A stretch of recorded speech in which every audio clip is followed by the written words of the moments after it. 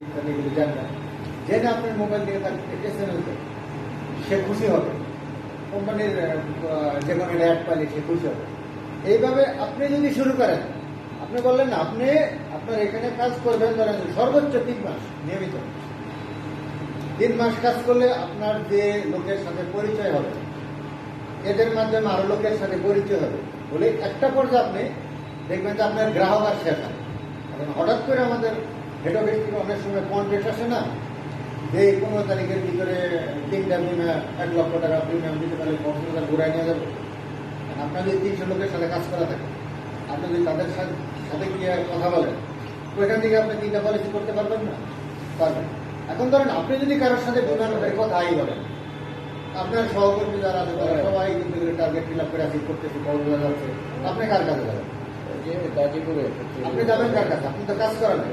এই জন্য আপনাকে আগে কাজ করতে হবে। তাহলে আমরা কিটা শুরু করবো, প্রথমে লিস্ট করব, নিজের আত্মীয় স্বজনের লিস্ট করবো, তারপরে প্রতিবেশী লিস্ট করবো, বন্ধু বান্ধবের লিস্ট করবো, করে তাদের সাথে কন্টিনিউ করবো। প্রশ্ন হচ্ছে যে একই টাকায় বাস করে দিয়ে যাবে, একজনে অনেক টাকা বিমা করে, লক্ষ লক্ষ টাকা বিমা করে না, গাড়ি বাড়ি, এই পেশা এমন একটা পেশা, এখানে আপনার গাড়ি হবে, এখানে আপনার বাড়ি হবে, আপনার বিদেশ যাবেন, অনেক কিছু সম্ভব। এখন যদি আপনাদেরকে বলা হয়, বন্ধু বান্ধব মিলে বলে যথেষ্ট চলো সবাই মিলে সামনে সাথে কক্সবাজার ঘুরে আসে, কক্সবাজার থাকা খাওয়া সাদা 5,000 টাকা। যাওয়ার ইচ্ছে কি সবার আছে না? কিন্তু সামর্থ্য কি সবার আছে? আমি তো বাসা বাড়ি ভাড়া আছে আমার, তো এখান তো জানেন ব্লক কোম্পানি তরকারি কিনতে গেলে 60 টাকা 80 টাকা। তো এখন আমি কি এই বাজার করবো না ওই মেয়ের স্কুলে বেতন দেবো না কক্সবাজার আসবো? তখন কিন্তু আর যাওয়া হয়। এটা হলো একটা বিষয় যাদের নাই।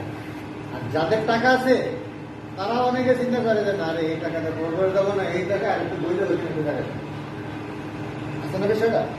এখন যদি অফারটা এরকম আসে যে আপনি যদি 3টা পলিসি করেন 1 লক্ষ টাকা প্রিমিয়াম, আপনি কক্সবাজার দিবেন, আপনার পরিবেশ সব টাকা খাওয়া দেবেন, আপনি কি যাবেন না? আপনাকে কক্সবাজার নেবেন, সেজন্য কি আপনার বিমার যে